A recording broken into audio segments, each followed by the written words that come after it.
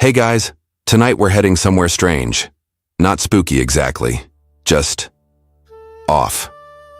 You've just arrived in a quiet little town tucked between hills no map ever names. The air smells faintly of warm bread and wet pavement. Street lamps hum, like lullabies. Everyone here smiles politely, says hello, invites you for tea. But no one remembers when they were born. Not even you.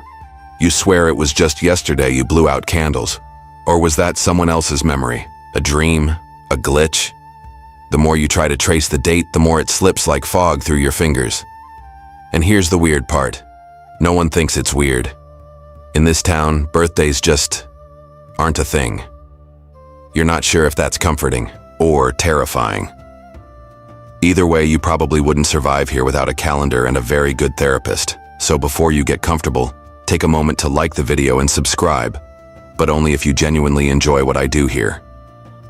Tell me in the comments, what time is it where you are, and where in the world are you watching from?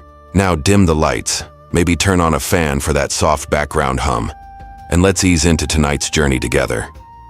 You step out of the tiny train station with the sinking feeling you've missed something, like you skipped a line in your own biography. The platform behind you is empty, no signs, no schedule, not even a squeaky clock to mark your arrival. You drag your suitcase over cobblestone streets and pass a sign that reads, in chipping gold paint, "Welcome to Somberlin." Established, whenever. Helpful. The houses look old but not abandoned, painted in tones of seaweed green and oatmeal brown. Their chimneys puff friendly clouds into the dusk, and flower boxes spill lazy vines down windowsills. A boy on a bicycle waves. A cat with one eye blinks at you from a rooftop. It feels like a set from a movie about nostalgia. Only no one seems to know what they're nostalgic for. You check into a modest inn where the receptionist doesn't ask for ID. She just smiles and says, "Name's probably not important, but we'll write it down anyway." Her pen scratches your details into a big leather-bound book with pages so yellowed they look like ancient toast. As you head to your room, she adds casually, "Oh, and happy. Well, whatever day it is for you." Inside, the room is cozy. Lace, curtains, faded quilt, a mirror with tarnished edges. You pull out your phone, but there's no signal, no internet, not even a clock on the wall. The only thing that ticks is a cuckoo clock in the hallway, its little bird permanently stuck halfway out, beak open mid-squawk. Lying in bed, your eyes trace the cracks in the ceiling. You try to remember your last birthday. A cake? A party? A card from someone? Nothing, just blank static. That's when it hits you. You don't know your age, not anymore. You sit up. Panic nibbles at the edges of your thoughts. You rummage through your bag for your ID, passport, license, anything. All gone. Just a folded piece of paper in your wallet. Welcome back. You've always belonged here. Cool, totally normal. Definitely not cult vibes. You pace the room. Heart thudding. Open drawers. Check the closet. Under the bed. The only thing remotely useful is a dusty town brochure which reads, "In Somberlin, every day is a chance to start anew, especially when the old ones are hard to recall." There's no calendar, no reference to time, no birthdays, no anniversaries. Just vague slogans and smiling illustrations of the bakery, the post office, the train station. You don't sleep much that night. Dreams flicker in snippets. Candles. That won't light. People singing a birthday song in reverse. A cake with the words "You weren't born" spelled in purple icing. When morning comes, the town is already awake. You open the curtains. Fog. Always fog. And distant laughter, like someone remembering a joke they forgot the punchline to. Downstairs, the receptionist offers coffee and says, "Big day today." You ask, "Why? Is it someone's birthday?" She frowns, then shrugs. Could be. Could be everyone's. Or no one's. You sip the coffee.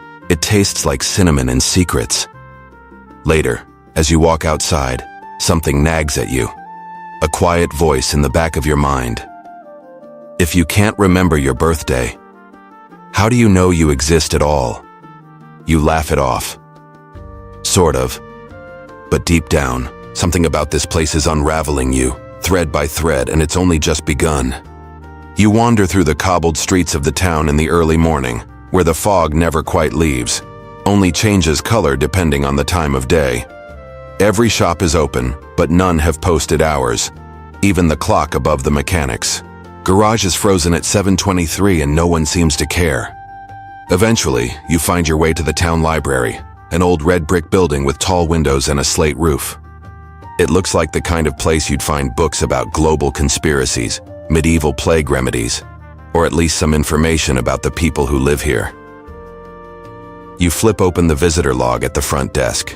There's no list of borrowed books, just handwritten names in looping, uncertain penmanship, no birth dates, no addresses, no dates at all.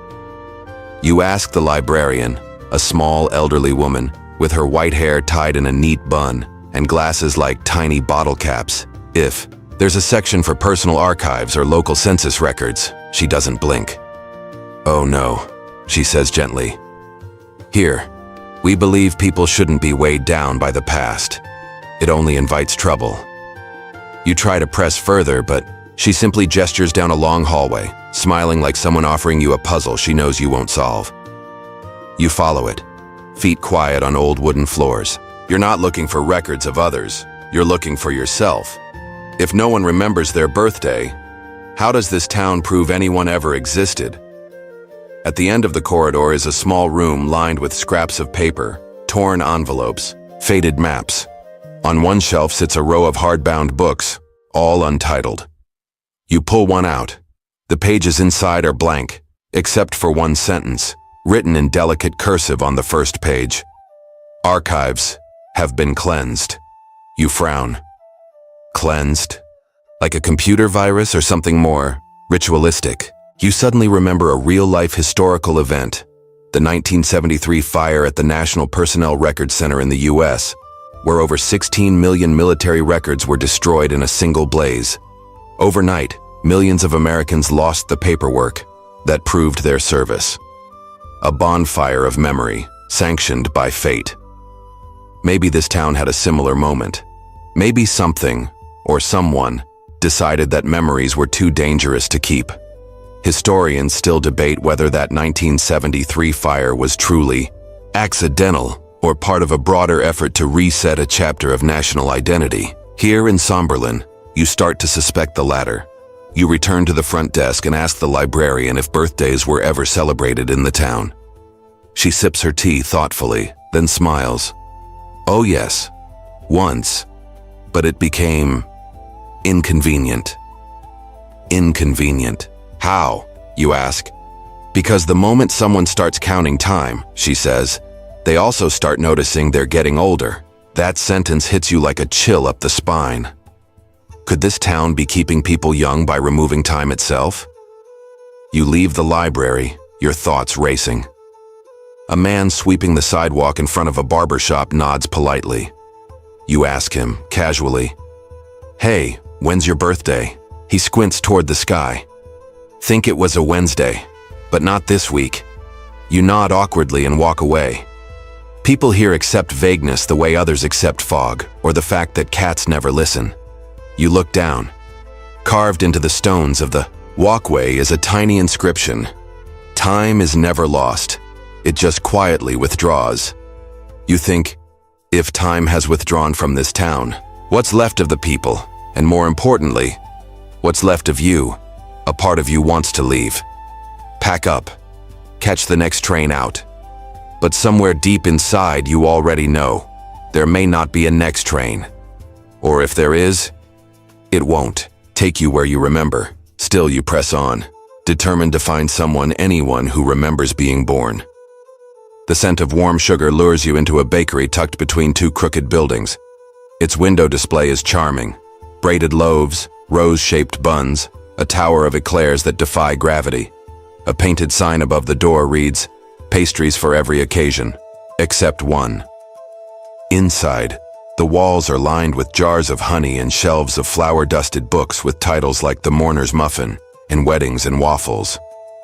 Behind the counter stands a round man in a flour-speckled apron, his cheeks as pink as the icing he's piping onto a tray of cupcakes. You glance at the case full of beautifully decorated confections. "Do you make birthday cakes?"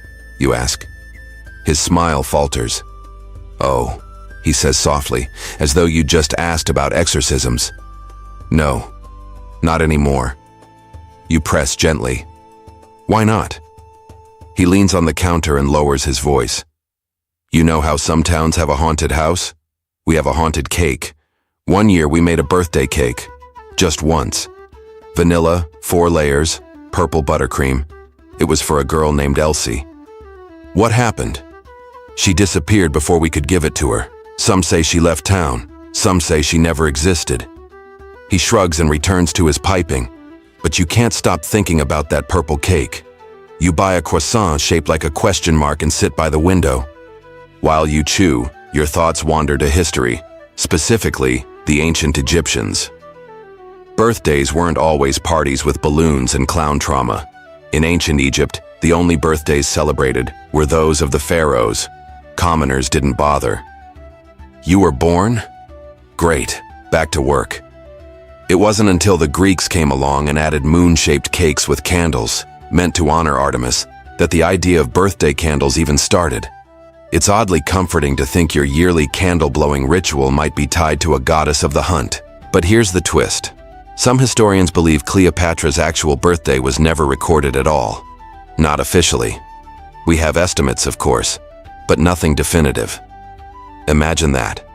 One of the most iconic women in history, and she might have never blown out a single candle. Back in the bakery, a little girl runs in holding a bundle of wildflowers. "I made this for you," she chirps to the baker. "Oh, darling," he says warmly. "It's not my birthday." She frowns. "Then, why did I pick them?" He kneels down to her level. Maybe it's a gift for a day that's trying to remember what it used to be. She nods like that makes perfect sense and scampers out. You take another bite of your croissant and feel the air shift. There's something unsettling about a place that refuses to mark the passage of time, like it's holding its breath, afraid to age. You notice a small bulletin board near the door with old flyers. A wedding announcement from 12 years ago, a lost cat named Nebuchadnezzar, missing since next March, and a hand-painted sign, "Birthday bash canceled, until further." Notice someone wrote underneath in pencil, "Notice has been missing since 1991. You snort softly. That's your third chuckle since arriving in this town. Somberlin may be weird, but at least it has a sense of humor. You pay for your pastry and thank the baker. He hands you a small tart topped with lavender and says, "On the house." It's a non-birthday gift. As you walk back into the foggy street, tart in hand, you wonder if you're starting to forget your birthday on purpose. It feels easier somehow, safer. But a thought lingers in the back of your mind, soft and persistent. If birthdays are how we mark our beginning, what happens to someone who no longer marks anything at all? You bite into the tart. It tastes like memory and maybe a hint of regret. The fog thickens as you follow the scent of wet stone and something faintly metallic. At the end of a sloping lane, you come upon an old stone bridge arching gently over a dry creek bed. Ivy coils up its sides like it's trying to keep the structure from floating away into time. There's a tarnished plaque at its center that reads, "Dedicated to whoever built it. Year?" You laugh, quietly. Of course, even the infrastructure has amnesia here. As you cross, your footsteps echo strangely, like they're not quite syncing with your stride. The air feels denser in the middle of the span, the way it does before a thunderstorm. You stop at the highest point and peer down at the creek below. No water, just pebbles and bones of tree roots. Someone's left a folded paper boat on the rocks. You remember something. Not a real memory, more like the idea of one. A different bridge. Another lifetime. Maybe the London Bridge? There's a story, a strange one, like all good ones, about how the original London Bridge was sold, brick by brick, and shipped to America in 1968. They rebuilt it in Lake Havasu City, Arizona, where it still stands today. But here's the weird part. Locals claim that when the bridge arrived, strange things started happening. Shadows that didn't match their casters. Tourists walking across it who forgot why they came. Children dreaming in accents they never heard. Some say the soul of the bridge stayed behind in London. Others say it traveled with the stones, still confused about where it belongs. Historians mostly agree that the move was just a publicity stunt, but some debate whether the bridge itself was switched during transit, swapped for another relic, forgotten by everyone but the few who now walk across it in their dreams.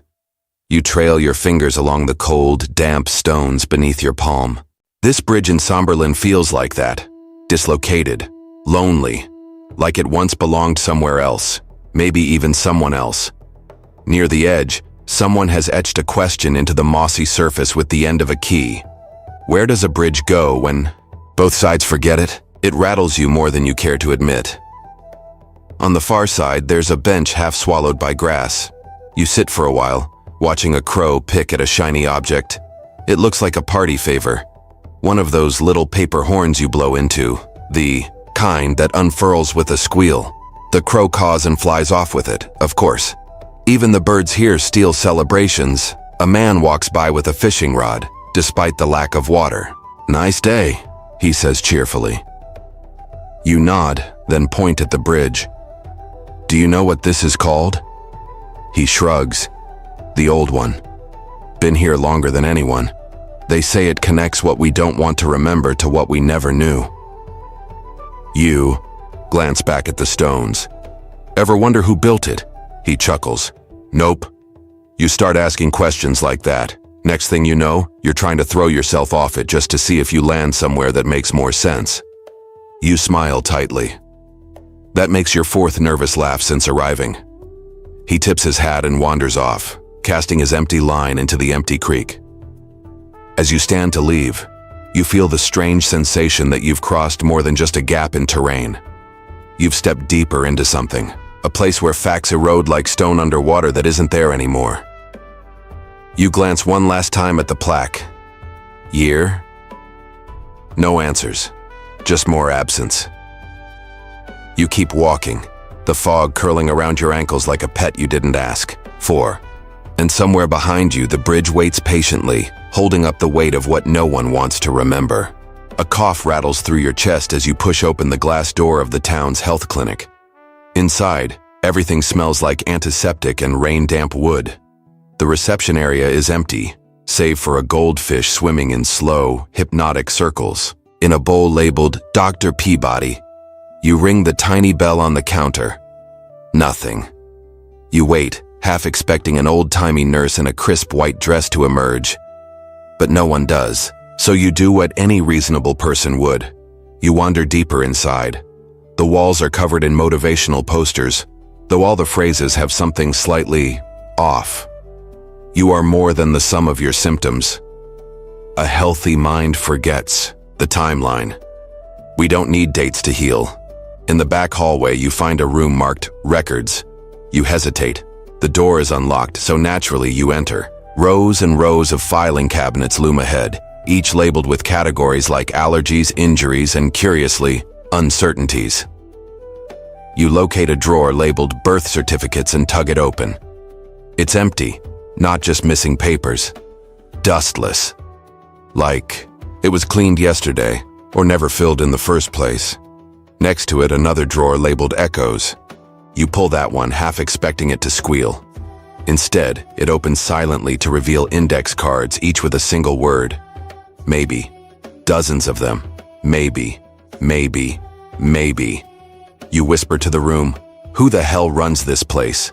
And as if summoned, a man appears in the doorway, not a doctor. Not exactly. He's wearing a white coat, yes, but over jeans and a hoodie that says, "Time is a social construct." His name tag reads, "Doc, probably." "You lost?" he asks, sipping from a mug that reads, "World's okayest physician." You blink. "I was looking for birth records." He nods solemnly. "A common symptom."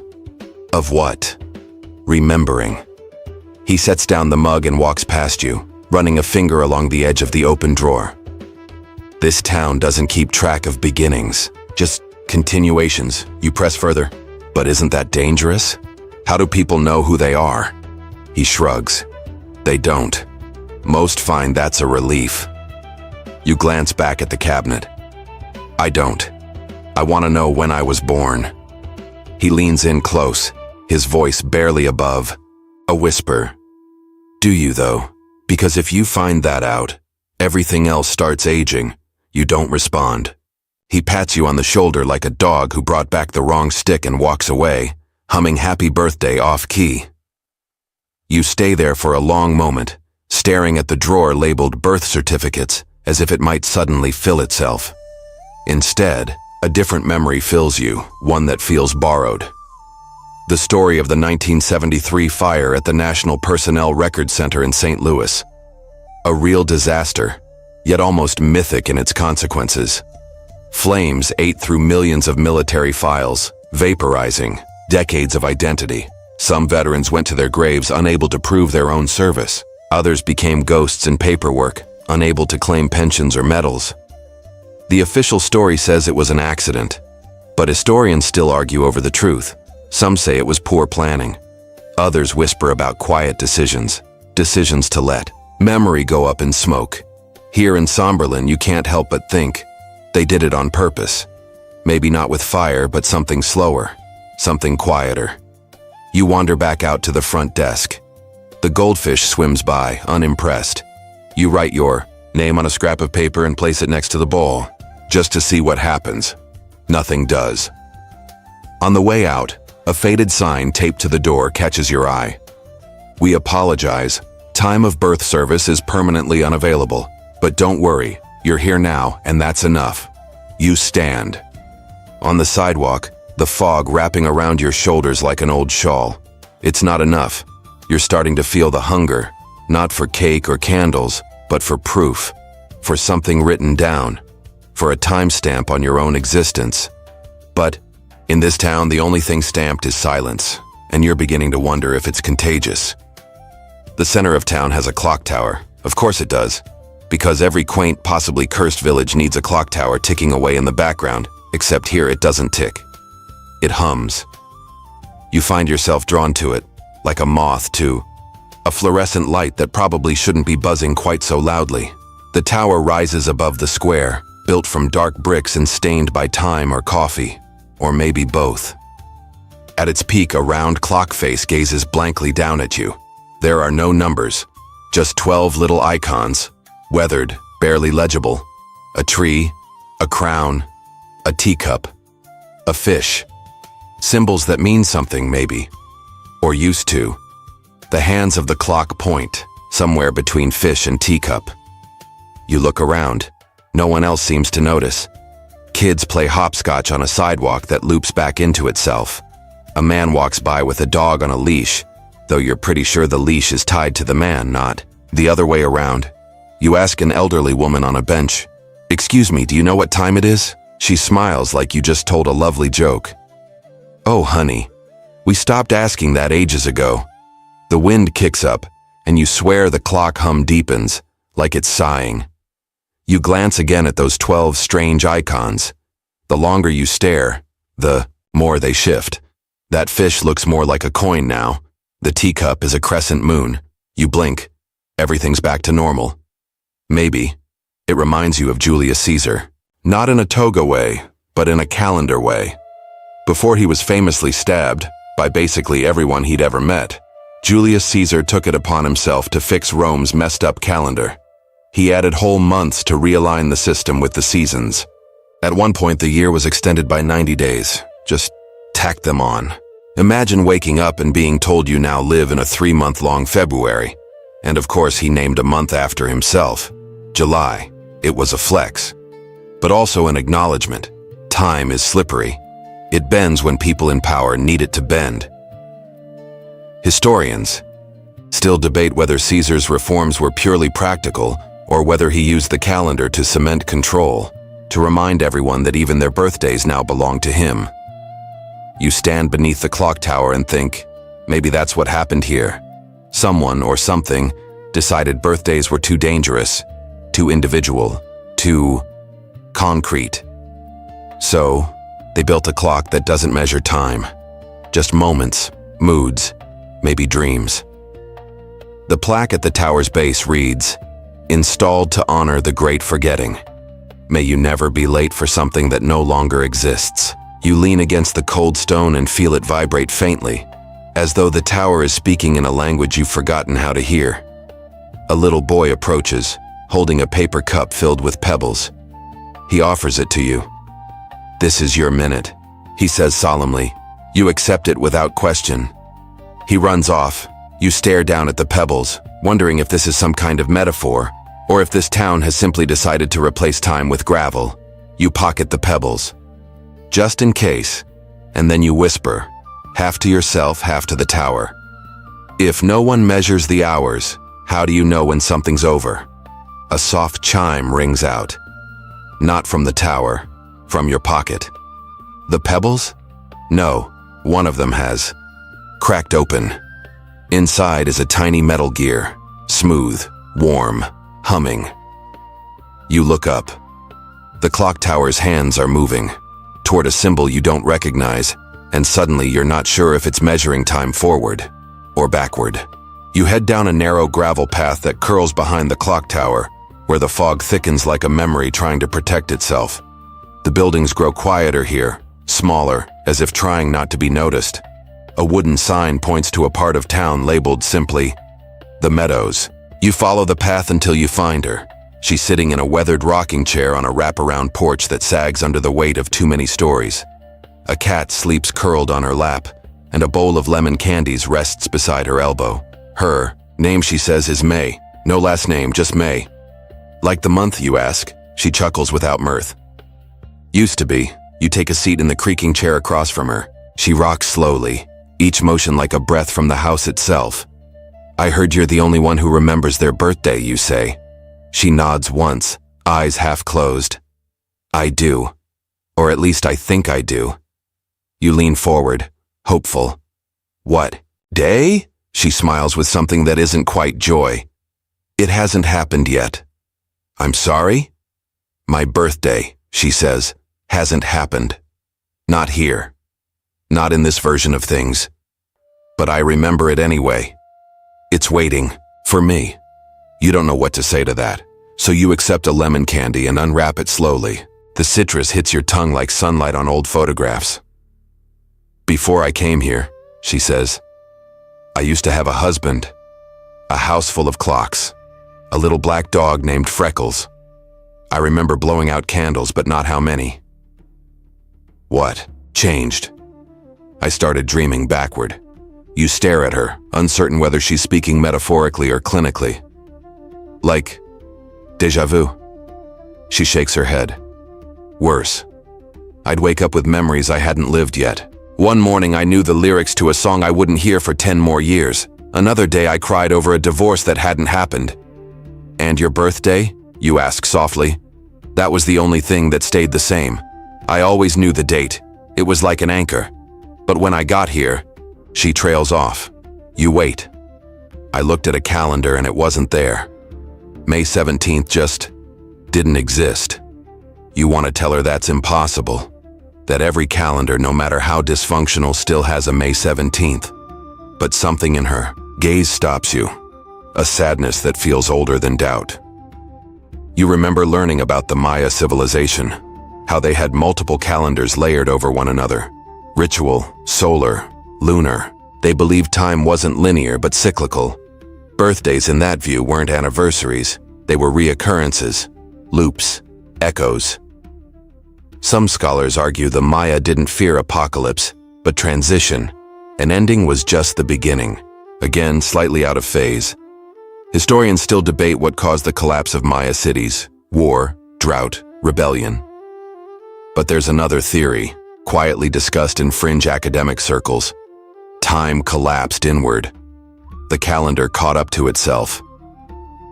You look at May, this woman with her cracked hands and timeless voice, and wonder if that's what happened here.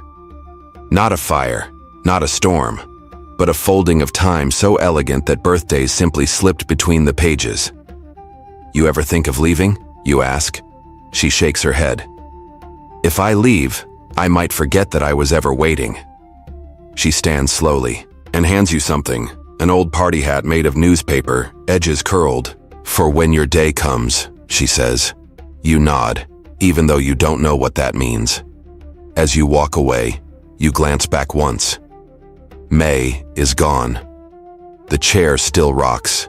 The lemon candy melts on your tongue, like time itself dissolving. And for the first time since you arrived, you wonder if you had a birthday that just hasn't happened yet. You find yourself at the town museum, a square building with pillars that try too hard, like they're auditioning to be important.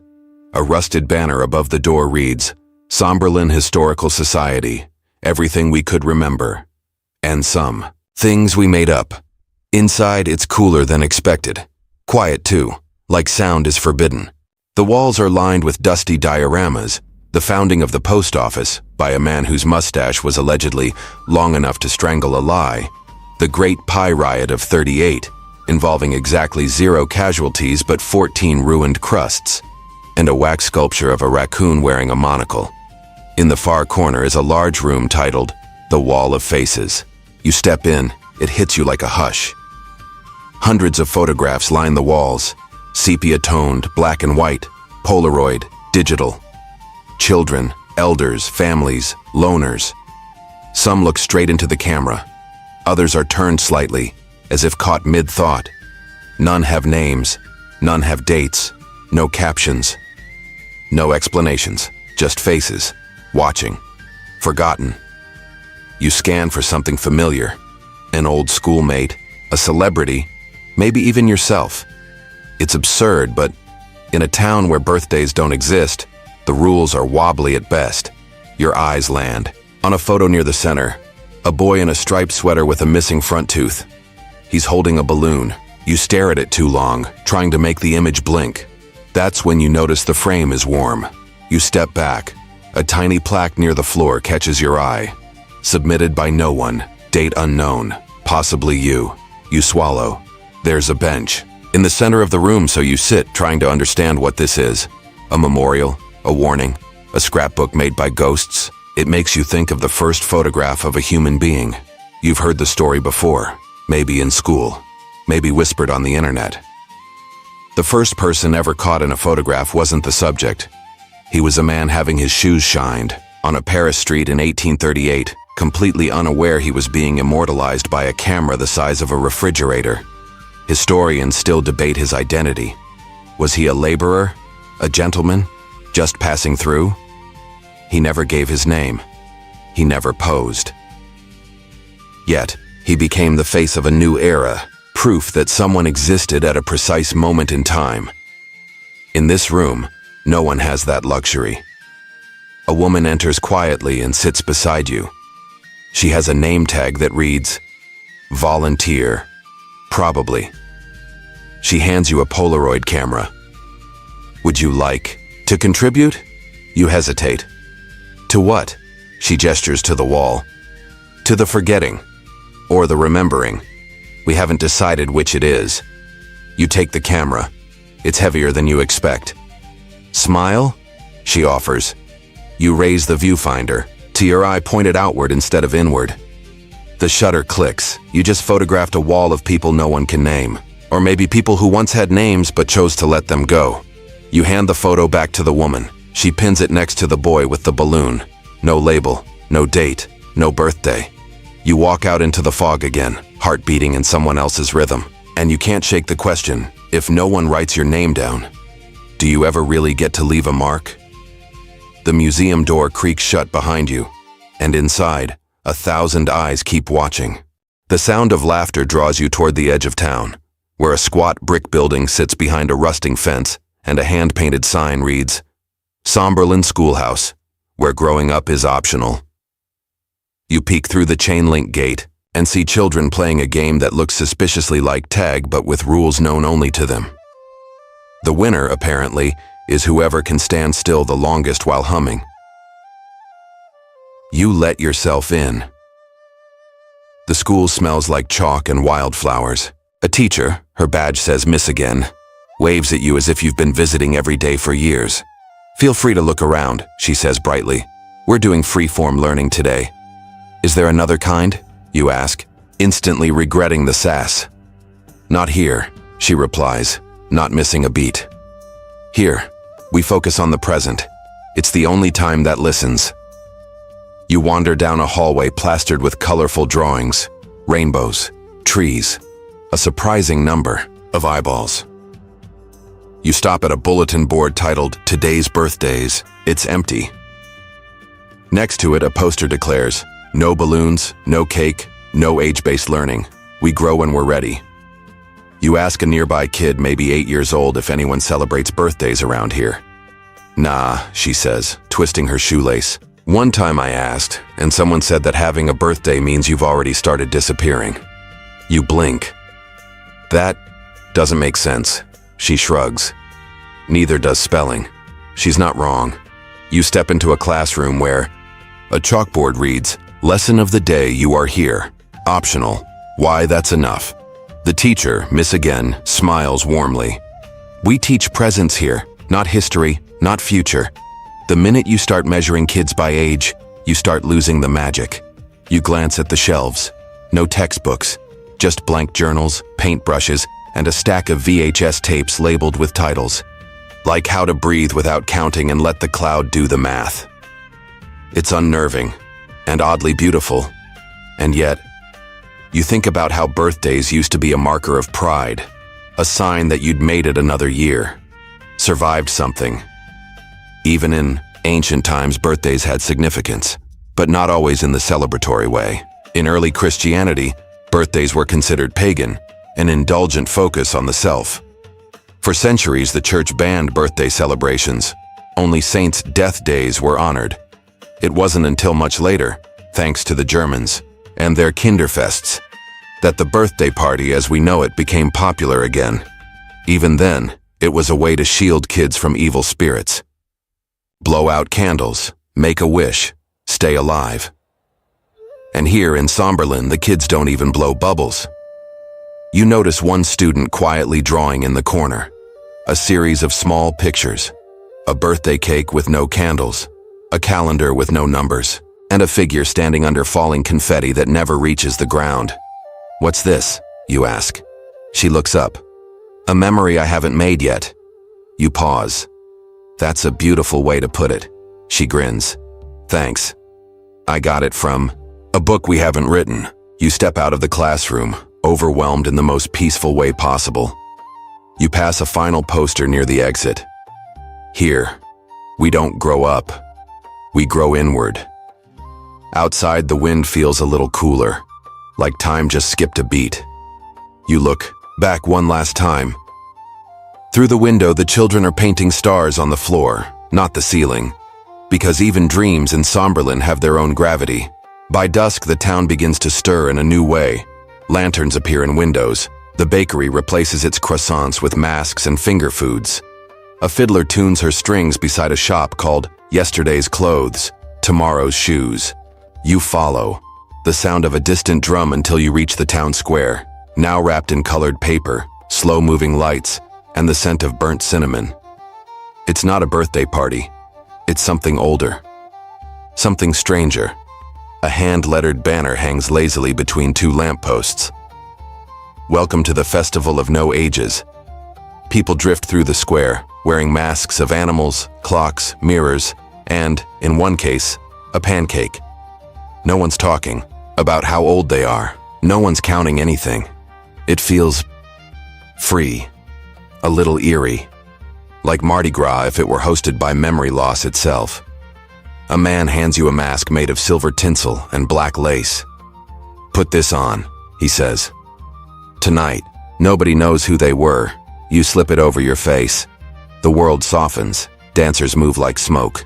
Children chase shadows. A woman sings into a lantern and it glows a shade brighter. Near the fountain, a man juggles clocks that don't tick. They spin in slow, irregular arcs, one of them still stuck at fish o'clock from the tower earlier. You find yourself smiling. It's hard not to. There's something magnetic about not being known. The town mayor, or someone playing the part, climbs onto a box and raises a goblet. "Fellow whatevers," he calls. "We gather tonight to celebrate the beautiful absence of time." Cheers erupt, or yawns. It's hard to tell. He continues.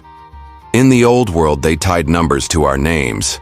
They said you could measure worth in candles and gray hairs, but here we are not the sum of our digits. We are the rhythm between. The crowd claps. Someone throws flower petals. A small dog wearing a monocle barks once in approval. You watch as a group begins a slow parade around the square, each holding objects instead of banners. A comb, a rock, a baby shoe, a spoon. Not symbols of time, symbols of moments, and it hits you. This isn't a rejection of aging. It's a protest against measurement. You think of ancient Rome again, of Saturnalia, a winter festival where norms flipped upside down. Slaves became masters. Kings wore fool's hats and time itself was suspended. Historians believe it was more than just fun. It was necessary. A way to let the world breathe outside the structure of calendars and rule. Some scholars say Saturnalia made time bendable. Others still debate if it gave people too much freedom. Freedom they couldn't return from. You wander the edges of the square. A girl in a mask shaped like a bird taps your arm. Want to trade birthdays? You blink. I don't know mine. She shrugs. That's okay. Neither do I. Makes trading easier. You smile. Sure, I'll take yours then. Deal, she says, and vanishes into the crowd. It's nonsense. Of course it is. But you feel lighter somehow, like you're no longer carrying a date that never made sense in the first place. The festival continues into the night, quietly chaotic, joyfully confused. Someone juggles spoons. Another person performs interpretive dance about Tuesday. The sky doesn't change color, but you swear you can feel midnight pass through you. And for the first time, maybe ever, you understand what it means to celebrate. Without counting, you pull off your mask and look around. No one's watching. Or maybe everyone is. It doesn't matter, because here, in this town, you are free from the weight of being 1 year older. You are simply here. By the time the festival fades into murmurs and flickering lanterns, you find yourself walking toward a radio tower at the edge of town. It's barely lit, just a soft red beacon blinking at the top like a sleepy eye refusing to close. The building, beneath it, is squat and covered in ivy, with a crooked sign bolted above the door. Echo 101, the voice of what might have happened. A bell tinkles as you step inside. The station is a time capsule if the past had a sense of humor and no filing system. Vinyl records teeter in stacks like tipsy sentinels. Typewriters sit next to walkie-talkies. There's a lava lamp, a rotary, phone, a stuffed flamingo with a name tag, chief engineer. A woman sits behind a mixing board, sipping coffee out of a mug that reads, I broadcast, therefore I am. She nods as you enter, not missing a beat between flipping switches and adjusting. Dials, you're early, she says. For what? Your guest segment, she replies, as if it's the most obvious thing in the world. Topic tonight is things we forgot on purpose. You take a seat in the cracked leather chair across from her, still unsure if this is real, a dream, or some performance art being streamed to absolutely no one. She slides over a mic. It's on, she says. Go ahead. You stare at it. The little red light glares at you like it's expecting something deep. Hi, you say, and your voice echoes softly in the booth. I think I forgot my birthday. There's silence. Then the woman nods. Join the club. Every night we tell stories here. Stories that echo back differently depending on who's listening. She cues up a cassette tape labeled Maybe Monday. Soft music begins to play. Something between jazz and elevator music if the elevator went sideways through time. And then, the tape speaks. Not a song, not a commercial, but a voice. Your voice, talking about a memory you don't remember recording. You freeze. It describes a park with duck-shaped boats, a candle that wouldn't stay lit, a name whispered in a wind that didn't belong to that day. You ask the woman, where did you get this? She shrugs. Echoes come to us. Always have. People speak things they haven't said yet, or might say, or almost said once. You sit in stunned silence, listening to yourself talk about a lost birthday that may never have happened, but somehow you grieve it anyway. The woman turns the dial, fading the tape to static. You know about the ghost army? She asks suddenly. You blink. The what? World War II. Real thing. A division of artists and radio techs who faked entire battalions using inflatable tanks and fake radio chatter. They made armies that didn't exist, confused the enemy, bought time, saved lives. She leans in. Sometimes, I think this town is doing the same thing, making noise to distract us from the silence, faking memory to protect us from what we lost. Historians still argue about whether the ghost army was truly effective. Some say it saved thousands. Others say the deception went too deep. Some operatives reportedly forgot what was real themselves. You sit back in the chair, the mic now quiet. The woman hands you a cassette. Blank label, blank tape. For your story, she says. In case you want to forget something on purpose later, you pocket it not knowing why. Outside, the radio tower pulses red against the fog. The voice on the tape lingers in your ears. I used to know the day I was born, then I traded it for a quieter kind of knowing. You look up at the blinking light, wonder who else is listening, or who isn't anymore. You leave Echo 101 without another word. But something follows you. A memory you haven't made. A sentence you'll never say aloud, but can already hear. There are parts of me that only exist in static. And the tower hums. And the fog thickens. And the cassette in.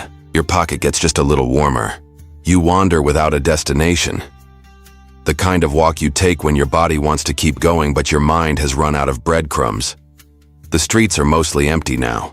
Even the fog seems tired, curling up in alleyways like it's done haunting. For the day, your feet lead you to the edge of a cemetery you didn't know existed. There's no gate, just a rusted archway that reads, "Always remembered, even if no one knows why." Gravestones lean at odd angles, like they've been swapping secrets too long to stay upright. Some are carved from stone, others from wood. A few from what looks suspiciously like repurposed piano keys.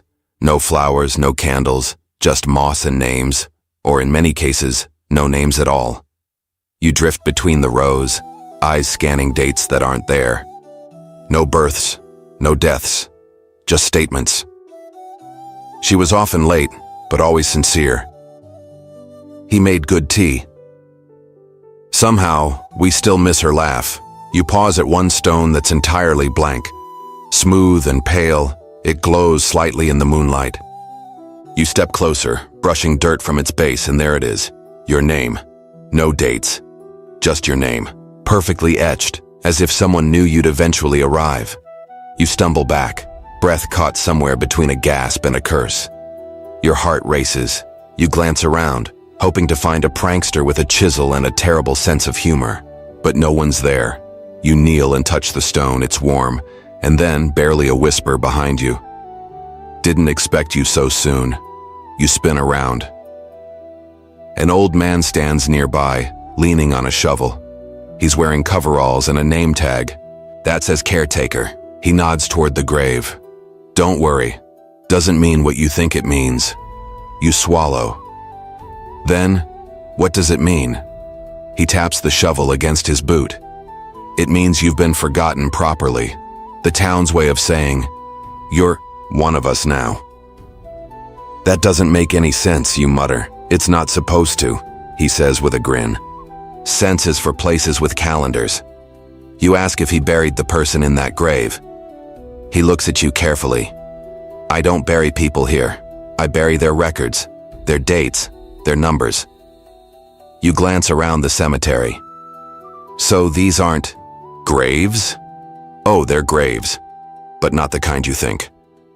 He points to a headstone that reads, Born a Tuesday, died an expectation. You laugh, just once, bitter and bright. There was a time, the caretaker says, when people were defined by when they were born and when they stopped breathing. That was all, a dash between two dates. But those dates, they're heavy. They stick to you like wet wool. He leans on the shovel again. We give people a chance to let go of that here. Be remembered for the right reasons. You want to.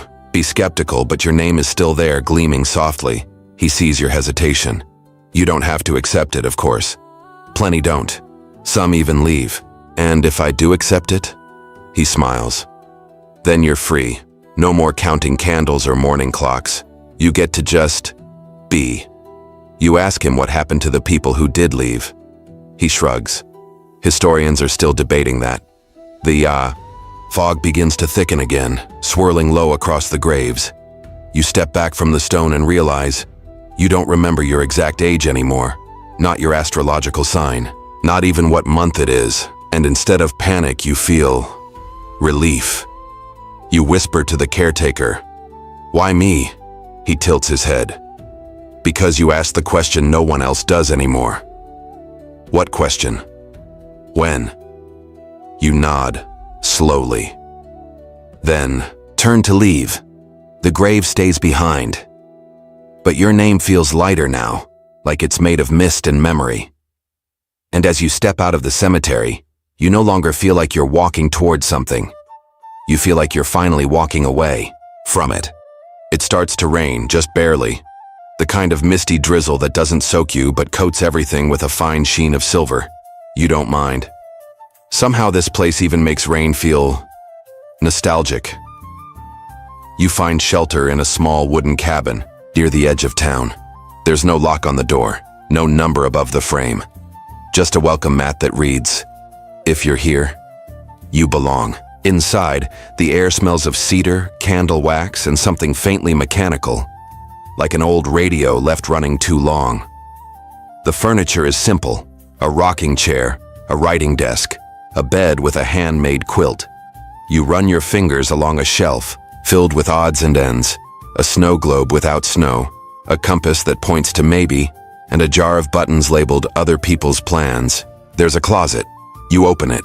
Inside are coats, shoes, a dusty suitcase, but nothing has a tag, a name, or a date. Not even sizes. The strangest part? Everything looks familiar. Not in the "I've seen this before" way. More like, I might have worn that on a day I don't remember, for a reason I can't explain. You sit at the desk. Its drawer glides open with a whisper and reveals a small leather-bound notebook. Blank pages, no title, no prompts, just waiting. You flip through it, and suddenly, out of nowhere, a memory brushes the back of your mind. You, sitting at a birthday table. You, blowing out candles. You, wishing for what? But the image slips away before it can root itself. It reminds you of a phenomenon known as the Mandela effect. Groups of people sharing the same false memory, like a glitch in collective consciousness. Some swear the Monopoly man wore a monocle. He didn't. Others recall a movie called Shazam, starring Sinbad. It never existed. One theory says these shared memories come from alternate timelines bleeding into ours. Another says they're proof that memory is elastic, stretchy, imperfect, rewritten by emotion. Historians can't agree. Some call it a quirk of cognition. Others call it a side effect of a world too saturated with stories. You stare down at the empty notebook. A phrase forms in your mind like a fogged mirror clearing. Maybe you didn't forget. Maybe you were overwritten. You leave the journal open and walk the room again. No clocks, no calendars. Only soft evidence that someone once lived here. And maybe still does. You open a drawer and find a postcard addressed to you. No stamp, no date. The message is short, handwritten in calm, confident cursive. Don't worry. You've been here the whole time. You stare at it for a long moment, then place it on the desk beside the notebook. The bed creaks as you sit. You peel back the quilt and slip beneath it. Outside, the rain increases. Not stormy, just steady.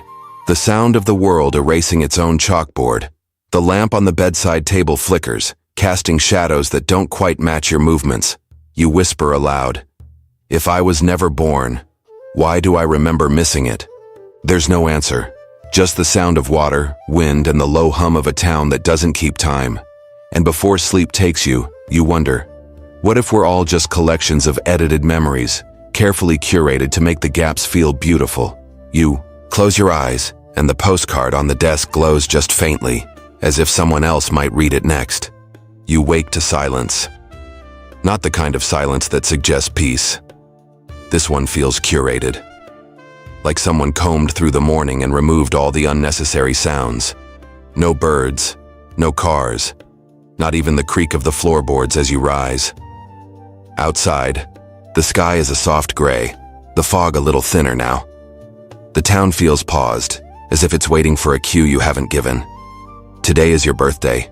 You know it somehow. Not because you remember, because your bones do. Because your breath has a slightly different rhythm. Because when you blink, the air blinks with you. You decide to test it. You head back to the square. No signs, no balloons, no cake. But you try. Anyway, you place a folding chair at the center of the plaza, set down a plate with a single cupcake you took from the bakery, lavender frosting, no candle. You sit. You wait. Minutes pass. Hours? A woman walks by with a violin case. She smiles at you but doesn't stop. A couple strolls by holding hands, arguing softly about how long a minute is supposed to feel. You check your phone. Still no signal. Still no time. Eventually, a child approaches. The same one from the schoolhouse. She looks at the cupcake. Are you having a party? You nod. Sort of. For who? For me, you say. It's my birthday. She tilts her head. You sure? No, you admit, but I need it to be. She nods like that's the only good answer. She pulls a crayon from her pocket and draws a candle on a napkin, places it beside the cupcake. There, she says. Now it's official. She runs off before you can say thank you. You sit alone. And it's beautiful in a strange way. A quiet rebellion. You think about the first digital birthday ever celebrated online, back in the mid-1990s. A user on an early forum got dozens of strangers to wish them well, even though no one knew who they were. It was the beginning of something wild, the merging of identity and data, celebration and performance. It was also, arguably, the first birthday party where the guest of honor didn't physically exist to most of the attendees. Historians, still, debate whether digital rituals deepen or dilute our sense of self. Some call it community, others call it simulation. And here you are, throwing a party for a self that may or may not have happened. A man walks by and drops a spoon in your lap. For me, luck, he says. You look down at it. It's warm, engraved with the word, today. You laugh softly. Fifth time, maybe sixth since you got here. You've lost count, which feels appropriate. Later, when no one comes, you eat the cupcake anyway. It tastes like lavender, lemon, and memory. It tastes like being seen, even when you're not being watched. You leave the napkin on the chair, the one with the candle drawn in crayon, a reminder that this moment happened, even if no one else remembers, even if you don't, tomorrow. As you walk away, you don't feel disappointed. You feel rooted in something, in yourself, maybe. Because celebrating your birthday in a town that doesn't believe in birthdays, that's punk rock, that's presence. And maybe, just maybe, that's exactly what birthdays were meant to be all along. A small, quiet reminder that you are still here. It's your last morning in Somberlin. You don't remember deciding that, it's just true. You step outside and the fog greets you like an old friend who's finally stopped asking why you never text back. The town is the same, but you're not exactly. You walk the streets slowly, your feet retracing the soft grooves of a place that's rubbed away your edges. The bakery still hums with warmth. The schoolhouse echoes with distant laughter. Echo 101 blinks faintly at the edge of town, as if it's waiting for another cassette that hasn't been spoken yet. You carry a postcard in your coat pocket, blank on one side, your name on the other. The train station is where you found it all began, if anything began here. Now you return, suitcase in hand, though you're not sure what's in it. Maybe clothes. Maybe things you thought you needed but never once used. Maybe nothing at all. The platform is empty just as before, no clock, no schedule. But the bench is occupied by a stranger in a gray coat reading a book without pages. They look up and ask, "Are you leaving?" You nod. "I think so." They smile gently. "Then you'll want this." They hand you an envelope. Heavy, sealed with red wax. You hesitate. What is it? A birth certificate, they say. Sort of. You laugh once, then twice. Isn't that against the rules here? They shrug. Only if you open it. You place it in your bag without breaking the seal. The train arrives, silent as shadow. No conductor, no announcements, just open doors and a scent of something, warm and metallic. As you step on board, you feel something strange.